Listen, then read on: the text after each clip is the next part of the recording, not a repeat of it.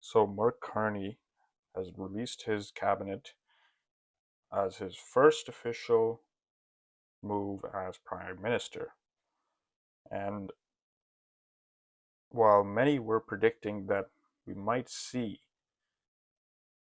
unfamiliar faces in the cabinet, uh, consisting of maybe unelected officials, what we got instead is much differenter than that.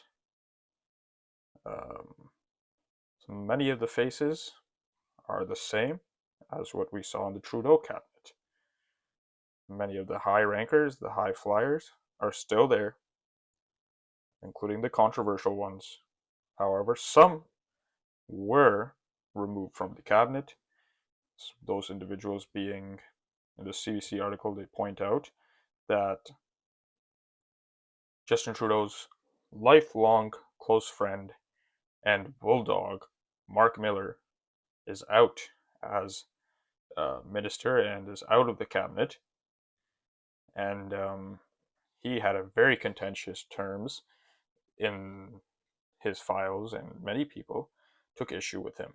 He's gone. Who else is gone is Jean de Clos.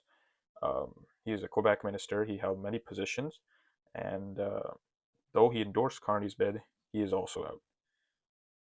Uh, Former immigration minister Ahmed Hussein is also out. Looks like he was also endorsing Freeland. Might be a reason why Carney took him out, but also that Carney is trying to change up the cabinet slightly. This mid-level cabinet member, Yara Sachs, she's gone as well. She endorsed Geld. She's, of course, on the left wing of the party. Carney's trying to shift back to the right, the center at least. Jenna Suds, sorry, she's out as well. Another cabinet minister, Terry Beach. I don't think I've heard of his name that much. He is also gone. He endorsed Freeland as well. Ruby Sahota, Darren Fisher. Um, One other name they'd forget to mention here is Karina Gold. Karina Gold is also out of the cabinet, clearly. Oh yeah, also Mark Holland. So, but a couple new names, but not many new names. These are the new names here: Cody Bloss, Ali Essani, Ariel Kayabaga, and there's three new people in the cabinet. But if we look at who's still in the cabinet, we have Dominic LeBlanc, Trudeau's right-hand guy, Melanie Joly, still there, Champagne, Francis Philippe Champagne is still there, Anita Anand is still there, Bill Blair is still there, Patty Hajdu, whatever her name is, she's in there as well, far left minister. Jonathan Wilkinson has been there for a while. Uh, Stephen, well, here I'll cover this one at the end. Chrystia Freeland, who many supporters in the cabinet have been axed. She is still there as Minister of Transport and Internal Trade. Kamala Khera, also, I think she was also another minister. I think Rachi Valdez was also a minister. Yeah, see, she was also a Trudeau minister. Stephen McKinnon, I believe he was also a Trudeau minister. Yep. David McGuinty. Terry Duguid is also another Trudeau minister. Nathaniel Erkinson Smith, he was not a minister. However, he is now in as okay. He was in the ending term of Trudeau's leadership. He was also a minister under Justin Trudeau, though I'd have to say he's also a very, very strong Trudeau supporter. We have other people here. I think Rachel Bedion is a new member. Nope, she's also a minister under Trudeau. These three at the bottom here are new, while everybody else in the cabinet is the same. Bill Blair, Patty Hajdu, Jonathan Wilkinson. And here we have the most controversial is the climate extremist, Stephen Guilbeault. He is now serving as the Quebec lieutenant and has been removed from Minister of the Environment and Climate Change. A very contentious, controversial position he was in. Justin Trudeau put him there so he could combat any climate threatening activities, in their opinion. such as pipelines, natural resource projects, energy product projects. Nothing of those sorts succeeded under Justin Trudeau, and he is now out. However, he is still in position of Parks Canada, which will show even more controversy as he is actually not completely separated from the environmental position, as he still has controls over deforestation and whatnot, which is essential when you want to build a pipeline across the country. You're going to maybe have to run through Parks Canada's land and whatnot. So there we have this extremist that was far left, very far left, self-described socialist, is still there, still chugging along strong. Um, and it seems to me that the Trudeau cabinet is gone nowhere. It's all still right there. So what was the whole hula bula about the change in the cabinet? There is no change. There's the same people we've seen before, the same people who conned you for the past 10 years are conning you again. And it's honestly a little sad. I mean, we could have, okay, I understand why you'd have to keep LeBlanc and Jolie, considering their position in the negotiations with Trump.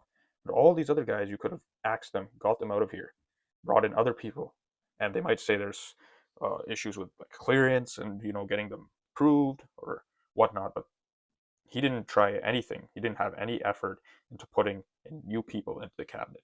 The same old situation, and it shows that the influence of the Trudeau cabinet, Trudeau era politics, is ever strong in the Liberal Party.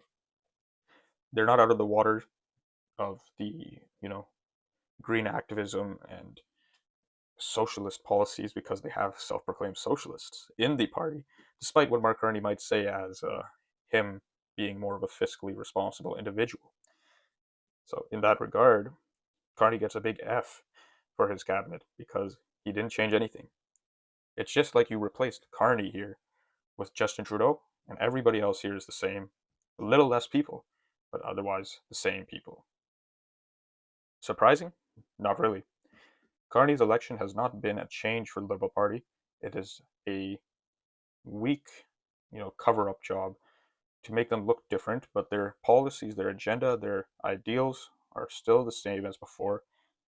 They're down this path of appeasing the global liberal movement influenced by individuals at WEF and Davos. That's where they are. But that's where they're at right now, and that's what they'll continue to be at. That's what they want to preserve. That's why they brought somebody in who's so strong in the establishment, like Mark Carney.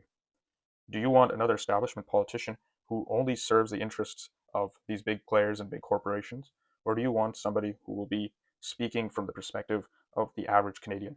Mark Carney is not in touch with the average Canadian. He has been high and flying in these global organizations as banks, governor of banks, working in banks, it's private banks as well.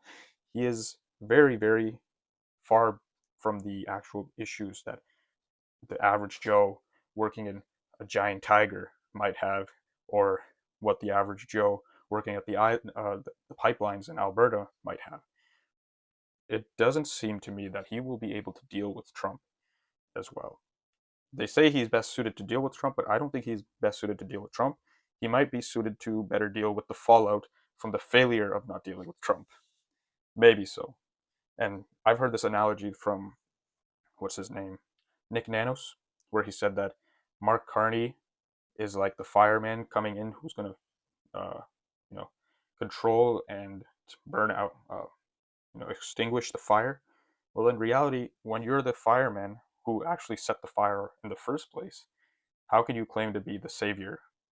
You were the one who imposed the carbon tax, advised on it, and advocated it for it extensively. And now you're the same individual coming in to say that you're going to extinguish this mess that you made yourself.